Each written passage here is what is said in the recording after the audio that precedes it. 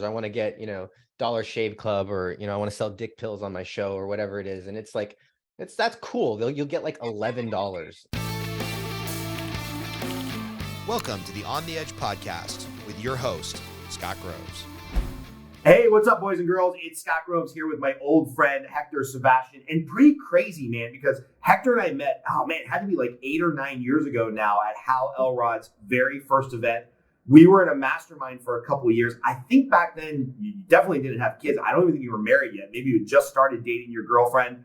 Kind of lost touch for a while. Were you going through those stages of adulting? And like I had moved on to another mastermind, you had grown some businesses, and then we both had kids and reconnected in the Front Row Dads Mastermind group. So crazy how like all these circles run together. But you're an awesome dude since I met you when you were in your 20s, and you're a serial entrepreneur. We also both grew up in Southern California, kind of east side of LA. So a lot of connection there. But Hector, welcome to the show. And other than your beautiful wife and your kids, like what did I miss in the introduction of Hector? That's what I now introduce myself as. Since being a front row dad, it's like if I look at my schedule, I spend most of my time wrangling a 3 and a 4-year-old. And then my wife, when she wants to pay attention to me, will come and she's next. And then I do podcasts, and I get to spend time doing lots and lots of podcasting stuff the rest of my time, which is my business. Yeah, and I love, I've seen some iterations of your different businesses. I love the kind of parent company of Amplify Media. And then underneath that, obviously, as anybody watching on YouTube can see, marketing your podcast, Podcasting Success Secrets is your brand where you help people launch their podcast and kind of get in the space. And then you and I did an interview recently because you've got kind of a sub-branding about modern masculinity and like talking to male business owners and fathers and whatnot about what masculinity means to them, especially in the modern age. So can you talk a little bit about like how podcasting, why podcasting, maybe even start all the way back over at like your first business. Where does this evolution go from, Hector, the guy I met 9 years ago, to now running this little media empire?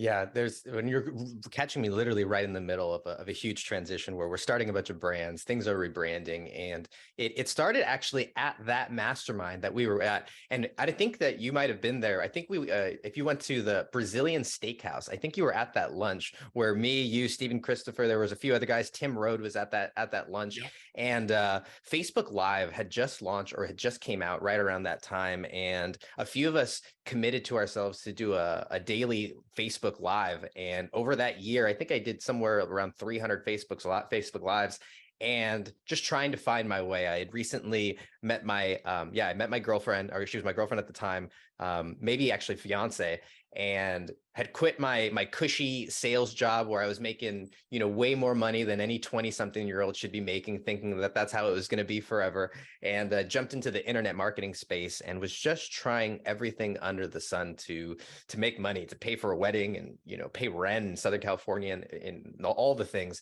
And I had always enjoyed creating content. In 8th grade, I was the middle school. We had like this middle school news production thing that we'd put out every month on the closed caption TVs. And if I think about it, it was really like in the moment a way to get out of class. I would be like, yeah, Miss Granardo, I got to go work on the production, and I would go, dick off in the production room for time. But I did love messing around on iMovie, and it was right when those first kind of Macs came out, and you could start to do some of this stuff. And then skip ahead to 2015 when this whole Facebook Live thing was going on. I started to get some really, strange traction where like my wife started having people come up to her and saying like that they knew me. And it's kind of this running joke now where my wife meets more people who follow me than I actually meet in real life. It's a really strange kind of instance, but found media and production and that whole thing, and then realized that podcasts was kind of this emerging, I don't want to say it was emerging, but it was really starting to catch a little bit of fire in that 2018, 2019 space. And a lot of people started asking me for help with their podcast, and kind of doubled down on that. And I've always had a service-based, mindset, or knew that I wanted to create an agency to, provide something in the internet marketing space, and podcast became that. And now we've got a full service podcast company, and I think we've got about 15 shows that we produce, and we probably put out 50 to 60 episodes a month. And it's good. It's crazy that you mentioned this Facebook Live, because you're bringing me back to, in that first Quantum Leap Mastermind that we were part of. I remember, is it John Dumas? Is he the owner of Entrepreneur on Fire? I remember he came and spoke to us in San Diego, and all of us were like, "What? Wait, what? Wait, what? You can make $1 million a year doing a podcast?" Because I don't know if he still does this, but at the time he had like a running tab of his, costs and income and sponsors and whatnot. And, then the market just got flooded with podcasts because this guy told everybody you could make $1 million in sponsorship and traffic and YouTube and whatnot. But I distinctly remember you and I being there. And also, because of what was talked about, I was also really encouraged to use Facebook Live. And thank you, because that idea probably came from you. And then that's how I grew my coaching business. Because people don't remember, at the time, if you went Facebook Live, it was such a big deal. Facebook's algorithm put you in front of everybody you knew and everybody that they knew that were like you. And, dude, my Facebook Lives back then, I would be standing in front of a whiteboard doing some esoteric, stupid stuff that only loan officers care about. And it'd be like 9,000 views. And I was like, for what? And so that kind of helped build organically the coaching business, as I know you started to organically build your media business. So of course, my next question is, because you live in the space, what's the next Facebook Live, right? What's the next thing that's going to get a lot of eyeballs on people that are trying to build a business or trying to get their podcast in the top 10? Unfortunately, it's TikTok right now. Don't tell me that. I don't want to put all my information with the Chinese party. I don't even have it on my phone though. And Scott, we could talk about the reasons why. It's scary. And so I don't have it on my phone, and I don't use it personally as much as it would be good for my own personal business. I can't bring myself to do that. Because I don't know if it's going to be sustainable, in the sense that, yes, right now there's that virality factor, and it's so unfortunate. You could still do it a little bit on YouTube Shorts and less so on Instagram, but I don't know if it's going to be here, right? There's all these bans and all these whatever. And then all of the weird kind of terms of service stuff that just goes on, where it's too much. And so that's the unfortunate part. If you want to look forward ahead, so what's the next answer? The next answer is YouTube Shorts is right there. Like YouTube is just sitting, lying in the bushes, like they always are. Everybody thinks oh, haha, TikTok, haha, Instagram, and YouTube is just sitting there lying and waiting. They have more people watching YouTube Shorts already than TikTok has a user base. And so it just doesn't get any notice. Google doesn't want that kind of attention. Right. And then something, Scott, that might just, to throw something on your radar, is LinkedIn newsletters have been really, especially for professional markets, have been so over-indexing, because similar to what Facebook was trying to do with their Facebook Lives, LinkedIn, they ping your notifications. So you get a little thing that says, Scott Groves posted something new in this. They also send you that person an email. So when they hit subscribe, it also hits their inbox. And then, all the other things that come along, with it. And so those are some of the things that come to mind.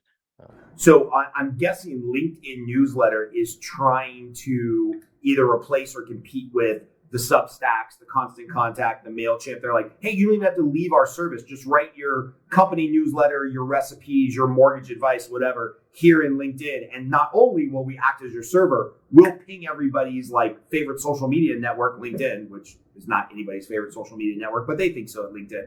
I like LinkedIn though, because they get into your inbox. And what's cool is when it comes in your inbox, it says it's coming from Scott Groves. So it doesn't say LinkedIn newsletter. It says Scott Groves, and then it has the title of your LinkedIn newsletter. So it actually looks like you're sending them an email, which is cool. And so that's one of those kind of just right now that channel is over indexing than some of the other ones.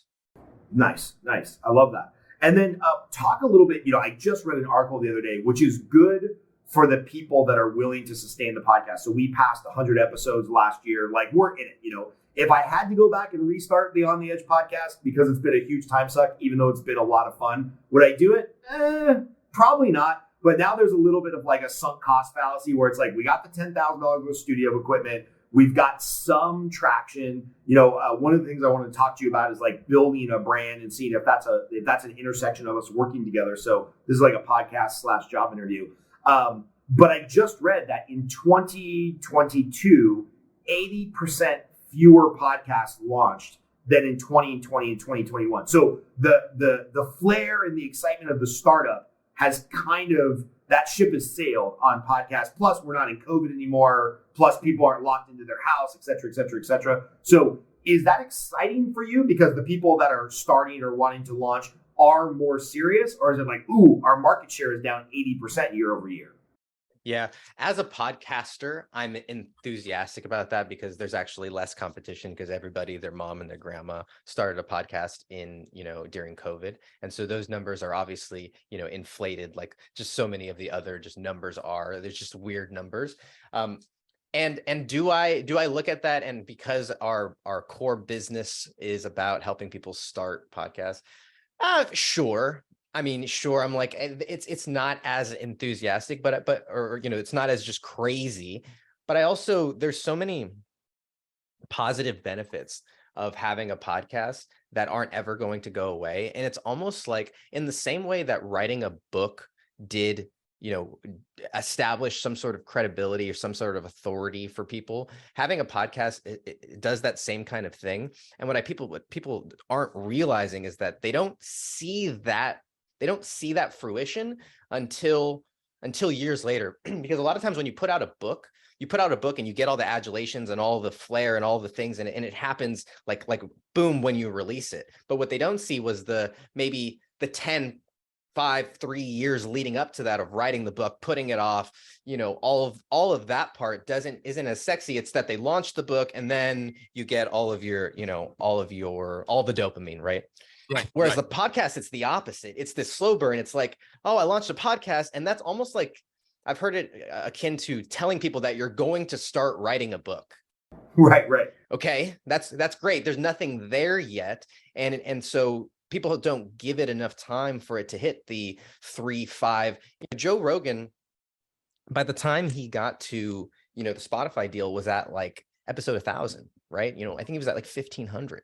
And so, he's almost 10 years into that before he starts to see any real, what people would call real success, right? Otherwise, it just looked like he was dicking around with his friends. So I think that's also what I am encouraged by, is that I know that it's not a medium that's going away. Only more people are going to be listening to it. And so there's actually going to be less competition for the people who stick it out, like you said. Yeah. And, for those people that do stick it out, talk to us a little bit about, because monetization, right? At some point, like Chris and I are going to have to find a way to make money off of this because I got to pay Chris to edit the episodes and put them on Anchor and do all the shit that I'm not going to do because, no offense, I have a real job. Like I got to go do mortgages and I got to coach loan officers and I've got to talk to realtors and whatnot. So what are, when you're talking through somebody, and one of the things I really respected about Chandler Bolt, shout out to his relaunch of selfpublishing.com. Like they're now doing everything. They used to just help you write the book, and now they're doing book covers and editors and like a real big boy publishing company. And one of the things I really respected about him is before I dropped $5,000 to go through his writing program to write the book and teach me how to self-publish and go through the self-paced webinars and have the accountability coach, he said, hey, let's just be clear. Nobody makes money writing a book. Like unless you're J.K. Rowling or the estate of Tom Clancy or, whatever, Stephen King, nobody makes money writing a book. What you do is you use the book as a business card or a wedge or something to get speaking engagements or coaching calls or to leave it as a keepsake to your grandchildren who maybe one day read about you. But just let's be clear, nobody's making money on books. And I'm like, all right, man, I appreciate the honesty. So if we're thinking about that all the spoils go to the top 1/10 of 1%, that Joe Rogan gets a $50 million contract and I'll never make $87 doing this podcast. But if you're talking to people about, hey guys, what are the paths to monetization? Because if you're gonna trade time for money and you're gonna do this as a passion project, but one day you realize I've got to make a few bucks on this to at least pay for the equipment and the Hectors of the world who are editing my stuff and putting my shows up. What is the early kind of founder thought process to, all right, I'm gonna do this for 2 years for free, but eventually I got to make some money. Where do we go to monetize a podcast? I think there's a couple of buckets, right? And you've got to look at how much money do you need to make, right? And so the best way that you could do it is, yes, if you have a business and the podcast can be something that drives the business, and it can do all of those things that you mentioned about the book. What I love about podcasts that a book can't do is it's very rare that you can call someone and connect with them over a book. You can send them a book, but you're not going to go and read the book together. You're not there. There's no relational equity, or there's no way that you can directly build relationships or connections or build your network in the same way that podcasts can. And so I would say that's what a lot of people miss. And to answer your question about how soon, I don't think that podcasters have to wait in order to monetize their show if they have that business and they're leveraging the show to build that relational equity. And too many podcasters or even creators, they look at their audience as their ideal customers. And a lot of times that getting their audience, especially if they're brand new and they don't have a brand and they're first time creating content, they're too far away from buying anything or purchasing. They don't trust this person at all. And so instead of expecting your listeners to buy something from you, if instead you can use your guests, a lot of times people have interview shows or they have guests on their show or they feature people on. If you can now have your ideal customer be your guest, now all of a sudden you can, I mean, we have people right now that are booking hundreds of sales opportunities a month because they're having it go through a podcast. And so I think that's one thing that people miss. The second thing that we're having is like on the opposite end of the spectrum. If you are just looking to, like, there's a big group of people that just want to make a little bit of money, right? Like if you could go out and you could not have to pay for your, like for your jiu-jitsu, right? Like, I don't want to say or a golf habit, or like if you could get your leisure to pay for itself, yeah, how awesome that could be, right? And that's the other bucket that I think too many people, they go in and they see the Joe Rogans, the Call Your Daddies or whatever, and they think that that's what they're looking for, when it might just be to make a couple $100 so you can do something cool in your spare time, and it's not, it's not draining, the family budget, right? So, right. So if those are the instances, we've seen things like Patreons work really well, obviously really high up if there's a big community there too. Patreon is probably the biggest one that I think of in terms of the sponsorships. There's some other subscription models and Apple Plus and all those kinds of things, which work to a degree.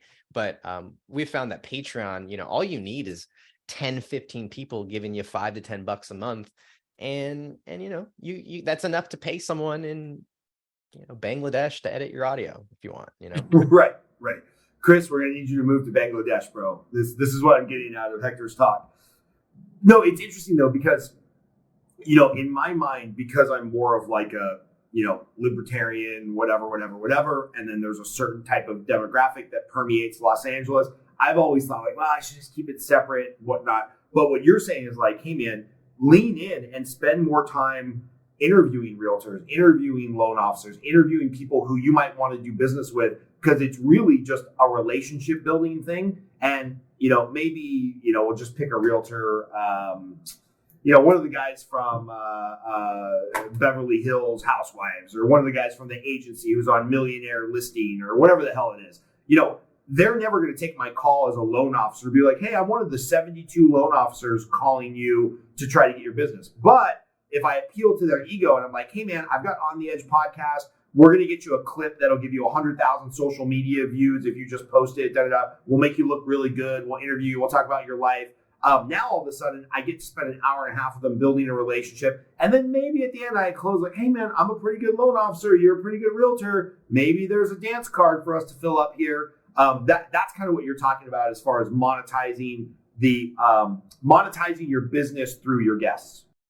Yeah, exactly. It's exactly it. Because the traditional model that people think is, I want to go get sponsors, I want to get, Dollar Shave Club, or, I want to sell dick pills on my show, or whatever it is. And it's like, that's cool. You'll get like $11 a month or something like that, which is, and there are other ways around it, but that's what I'm talking about. So what I really want to do, Hector, is there's a guy at our gym who his business was just featured on Joe Rogan. It's called Toe Hold Sandals. And he's a jiu-jitsu guy. and he had a problem, right? Like his flip-flops were always like blowing out coming to and from jiu-jitsu. And he's a pretty big, heavy guy. So he advertises himself as the most expensive set of sandals in America. And they're like $450 for what looks like kind of what you would find at like a surf shop, right? But they're handcrafted leather. He's here in Henderson. He hand makes every pair. I want to go to him and be like, hey man, can you give me $1 so that we can legally call you a sponsor? I'll buy a pair of your $400 sandals. And I just want to talk about them on the show because like you're a brand that's affiliated with a sport that I love. I believe in you. My coach believes in you. Like, I think he might have even been an investor in your business. And I just want to be able to say that the show is like sponsored by somebody so that maybe when I go to the next jiu-jitsu guy, I can be like, hey, can I get some free rash guards? And you guys pay me $1 and we'll call it a sponsorship. And then the next guy can be like, hey, the jiu-jitsu tape, you guys, I already got these two sponsors. You want to pay me $100 a month to be a sponsor of the show? And then maybe one day, all my jiu-jitsu stuff ends up being free because I'm sponsoring them on a show that gets, a couple thousand views an episode. Like, am I crazy or is this pretty slick? No, it's already happening. And that's what's happening is that the people are reaching out and they're finding things that make sense, right? And they're creating those collaborations. And the problem is that if a business wanted to do it the other way, there's no way right now for a business to go in and easily say, I want to advertise on a podcast that has an audience that reaches this and the host is actually going to give a shit about my product. Like there's no real way to do that. There's no Tinder for matching podcasts and sponsors. Say that again. There's no Tinder for matching podcasts with sponsors. There's things out there that are trying to do that. And there's agencies that are doing that. But yeah, I think a lot of shows think they need to be at a certain number or they need to have this huge, audience to be able to either A, get someone to pay attention and B, actually have some results. But I think a lot of people don't realize that podcasts specifically have this weird ability where if someone listens to your show, they're sitting with you for an hour. If you think about how long it takes for someone to spend an hour with a creator on TikTok, on Instagram, or even on YouTube, that's a lot of posts. That is a lot of TikTok videos and all of the distraction and people that come in between that. Whereas with a podcast, they're sitting there for an hour. So the relationships that podcast hosts specifically have with their audience is what brands are looking for, right? The companies that understand branding and the ones that, paid the Michael Jordans and the Joe Montanas and the Elways, and they understood what the importance of having some trusted figure putting their company on. Those people are waking up to the power of podcasting. So all of a sudden, the idea of promoting on or marketing on podcasts or advertising, is not it's not foreign anymore like it was 2-3 years ago. Yeah, because if you think about it, like Lewis Howell, obviously, who has the art of what is this podcast? I have him on my show. I would love to have him on the show. Lewis Howell, Art of Charm, Art of Manliness, Art of something. Anyway, his podcast is excellent. I just know him from his face, and I trust him more than I trust LeBron James, right? Like I would buy shoes from Lewis Howell before I would buy shoes from LeBron James because I don't know LeBron James personally. I also don't know Lewis Howell personally, but you listen to 300 hours of his content where he's having deep conversations with other creators, financial professionals, relationship experts. It's like, oh, there's a level of intimacy here where like, I think I know you, even though I don't know you, which must be super weird for those podcasters who are wildly popular to have somebody walk up and shake their hand and be like, man, I feel like I know you like a brother. That's got to be awkward. And I know you get a little bit of that through your wife. I'd imagine that you probably have that happens probably more than you get, right? That people feel that way, that feel that they know you more than you, obviously, than you know them, right? But 100 episodes and hour-long episodes.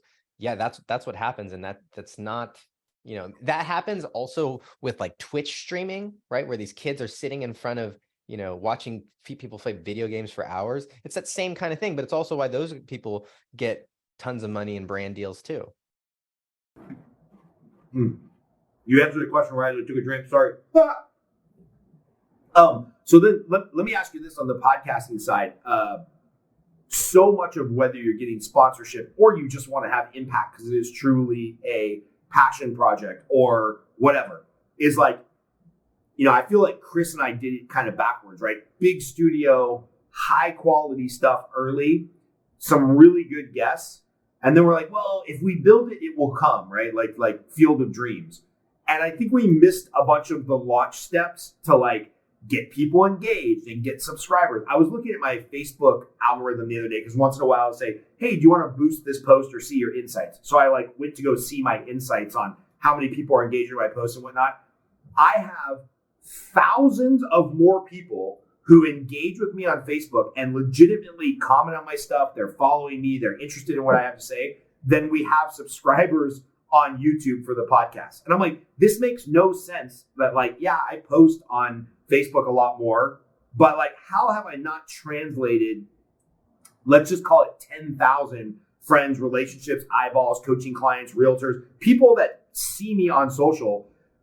We missed the boat on getting those to transfer into podcast viewers.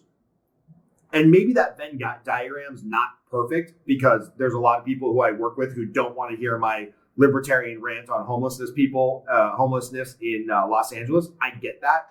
But what are some of the steps you're going through when you're launching a podcast to be like, hey man, we've got to dial in this wireframe for success, or you're just going to be speaking into the wind with nobody hearing you, which is not fun when you're putting your soul out there on a podcast and then you're like, oh, 2 people listened. I guess this is just part of the process.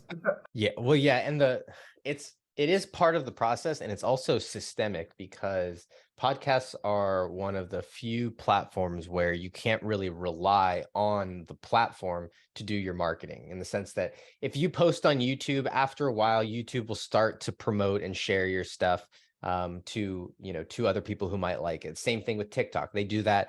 Actually, it's YouTube waits till the end. You have to put a ton of videos on YouTube and then they start to promote you. TikTok, it's kind of the reverse, where they want to give you that quick little hit at the beginning. And so the point is that you can create content and you can almost expect that if it's good enough, people will find it. With podcasting, that's not quite the case. Spotify, if your audience is younger, Spotify is doing some work right now to kind of fix that. But otherwise, you do have to drive all of the promotion. And I think that that's a big reason why people's expectations aren't met, right? Because they don't do that. And we have stolen a lot of our strategies from Hal's book launch kind of stuff, in the sense that, we call it an advanced listener team, and we're getting people, if it hasn't launched yet, we're getting them excited to, do something on the launch.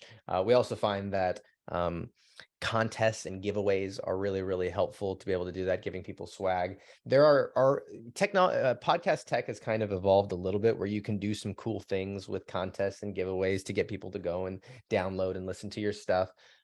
Those are really helpful. And then we've also found that feedback we call it a feedback campaign, but it's basically just asking people to listen and give you feedback. We found that if your show is good enough, when they're listening for feedback, they'll keep listening, right? And so it's kind of this foot in the door to kind of get them down the rabbit hole. But we found that, and you can do that a variety of different ways. You can have a form, you can just do it, through conversations or whatever it is, but asking people to, getting that qualitative data back from your listeners also strangely encourages them to, go down the rabbit hole, and they also feel like they're part of it a little more. So we found those things to help get people involved when they're not. Yeah, Chris and I, this thing has been coming through my Instagram recently. It must have recognized that I do a podcast, because it's like, get your podcast into the top 10, book a call. Get your podcast in the top 10, book a call. So finally, it's like, all right, their funnel looks pretty slick. Their Instagram ads look pretty good.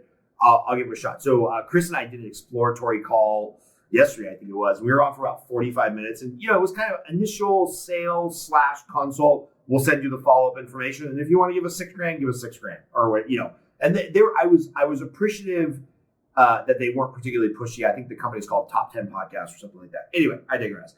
But one of the things that they were really bullish on is they're like, hey, man, you've got to build an email list, and the best way to do that is promotions. They're like, some of the smaller sites can give away an Xbox or a signed DVD copy if you're like a movie YouTube channel or whatever. But, between channel and your pocket, you really should be driving some type of contest to capture emails and build that audience where it's like, hey, subscribe, send me your email, and make a comment on one of our YouTube videos, and we'll put you in a drawing. And that feels so inauthentic to me, of like, hey guys, I'm just going to pretend like I'm rich and that I have $2,500 to give out for a campaign. But then I also know that it works. So what are the uncomfortable things that you've got to get your podcasting clients over where it's like, hey, Scott, I know this feels weird. I know maybe you don't want to say this or do this or have that segment or do this thing. And I'm going to make you do it because I know it works.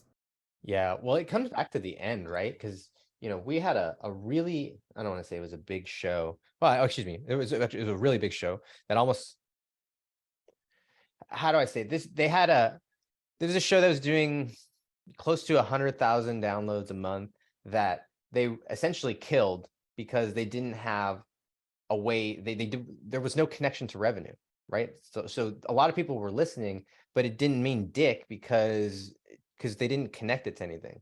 And so the challenge with something like that is like when you give away, for sure, are people going to go crazy for, AirPods or whatever? Like, do those things work? Like, absolutely. Do they move the numbers? Absolutely. The challenge is that you look up and you got 2,000 email addresses of a bunch of people who couldn't afford to buy themselves AirPods. You know what I mean? And so like, if your end goal is to now all of a sudden sell those people dick pills, well, for sure, you've got something going there. You know what I mean? In the sense that like, if the end goal is like, we're just trying to build this list, trying to build awareness so that we can show people that we have people looking, like, yeah, there's a strategy there. And I don't want to, I'm coming at it with a tone of condescension and I don't want to bring that judgment to it because it's, it's a totally valid business model. Whereas the challenge is if someone like you all of a sudden has those emails and then are now expecting them to turn into, I don't know, home buyers in Southern California, right? Whatever it, you've got, that's not it. And so it's kind of when do you want to pay the piper, right? And so what we found is like in those instances, people offering freebies, right, or offering, doing some sort of contest, but making it relevant, I think is much more important. And so, but people fucking love AirPods and iPhones, and they will do almost anything for them. That's totally fair. I mean, I agree with you. And if we're coming from this of a place of not judgment, you and I have both been around men and groups of multi-millionaires. And a lot of these dudes will go crazy for a free branded t-shirt. Like it blows my mind what a grown man who makes $1 million a year and is worth several times more than that will do for a free $12 t-shirt. I'm like, really? Like you got up on stage and embarrassed yourself like that in front of a bunch of your peers because the leader of the group was like, we got a free t-shirt. And so I agree with you. I don't know. And you're not wrong. Cause we've done some work with like professional athletes and they love free shit. They love free shit. And so there's something there, right? But it is surface level. And I do think that with podcasting specifically, you can do more with less, right? In the sense that 100 podcast listeners, that's going to be, there's your conversion value, percentage or whatever it is, right? Is going to be much higher than, I don't know, whatever, a bigger number of people that are just there because they saw you on a social media post or something and they wanted to win a free something. I love that, man. Hey, if we go back in time, right? So I love talking about all this relevant stuff that means something right now in Q1 2023. But if we go back in time, I know you got a lovely wife, 2 kids. You've been either self-employed or fully commissioned for most of your life. Do you remember the first job or the first small business you started or the first, maybe it wasn't even a business, but it was like something that told you, hey, I want to be self-sufficient and sovereign in how I make my money. I'm not going to go like work for the man and make $22.75 an hour and live off of $45,632. Like, what is it about you, or what was that first business or venture or selling candy in the 4th grade under the table or whatever? Like, what was the first thing you did that was like, oh, I can make it on my own. I can make my own money and make my own way? Well, I was not that kid that was selling stuff on the playground. That's because I was too scared of my mom to do any. If you sold candy on the playground, they like expelled you. It was strange. I don't know why. And I went to Catholic school, so that was a big reason why. But I remember, like a lot of people in our network, I sold Cutco right out of high school, and it's kitchen knives and housewares and stuff like that. And they work with a lot of young kids right out of school. But I remember going to my very first appointment. It was with the mom of I played baseball with her son. We were on the same baseball team since we were like 12. And so I've known, her name was Barbara. I know Barbara for a whole decade. And I walked, went into her house and I sold her like $400 worth of knives. And I made, I don't know, something like $40 or, something like that. And I came out and I was like, holy fuck, I just made $40 in like 45 minutes, when the summer before that, I would work a whole shift at a restaurant and I'd make it out with like $40.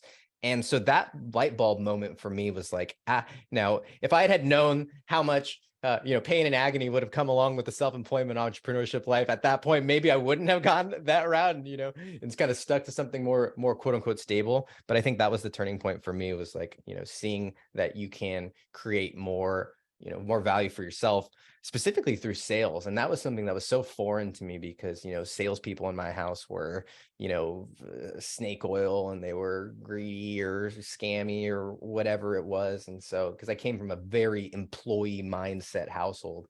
And Yeah. so yeah, that was it for me. That's awesome, man. I love that a lot. That was that first like, holy cow, I made $40. Yeah, because like I know kids that will work all summer, at the golf course or whatever, just doing the horrible job, right? Like in the kitchen. When we were growing up, $5-6 an hour. Now it's like $15-16 an hour. And then they see the caddy out there who's like making $100 tips per round. It's like, oh wait, maybe I should do that more entrepreneurial customer service, be in front of the people that have real money. So I love that a lot, man. And you're down in Southern California, where housing is one of the most expensive in the world. Do you and your wife own a house down there yet? Or are you guys still moving place to place? We're actually looking at Vegas to buy our first house, because we just, we're not there yet. And the house that we want to live in does not make sense. We're not able to buy that house yet. Yeah, you don't want a $12,000 a month mortgage? Yeah, we're not there yet. Yeah.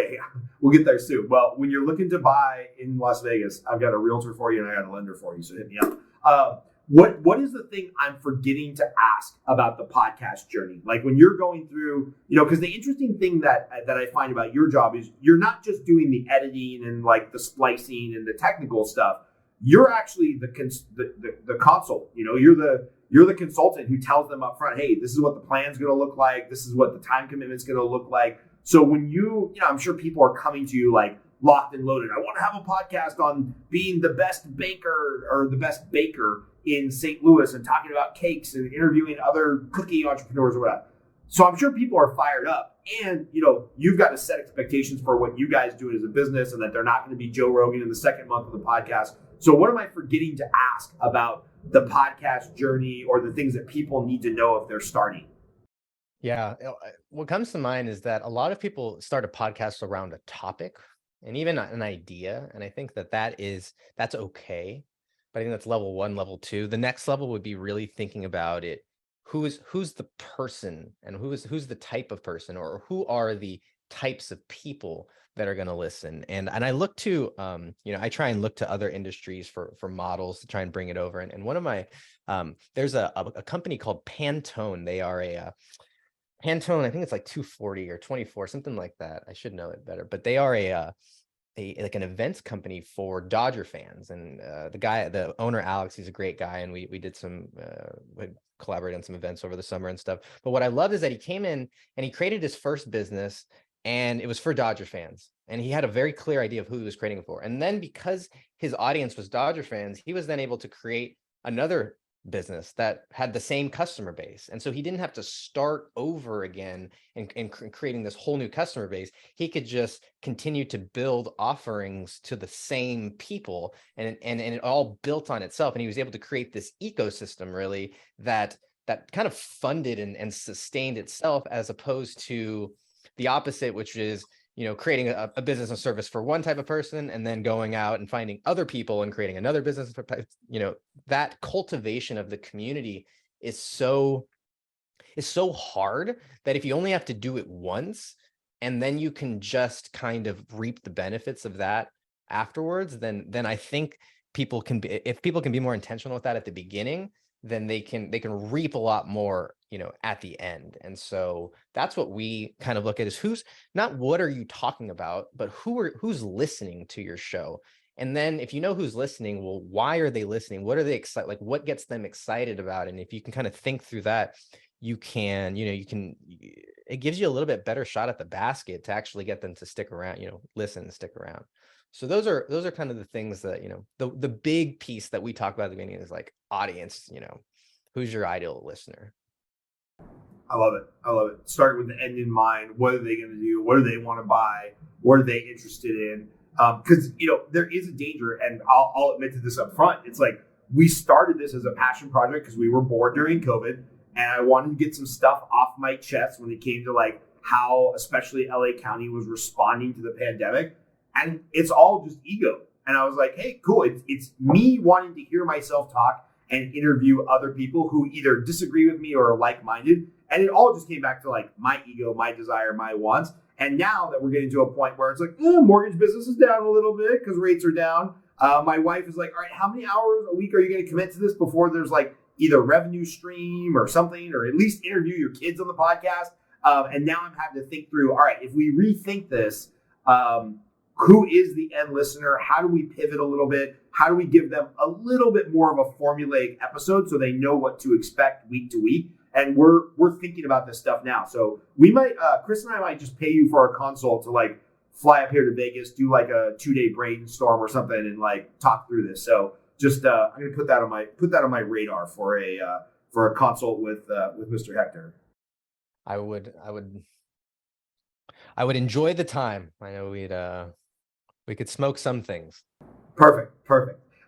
Everything's legal in Vegas. So 2 last questions to close us up. And one is just softball, because it's one of my favorite questions to ask people, your favorite movie and why.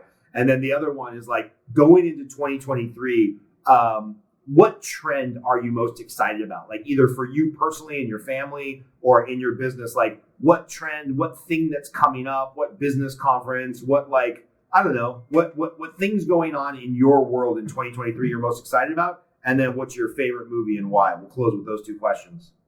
So I'm bullish on like this whole AI kind of thing. Most selfishly, I mean, you actually hosted a call on the Chat GPT thing that's kind of been going around, and we've found ways to integrate that into our business, and it has been such a boon, because my biggest holdback has always been writing. I'm a terrible writer.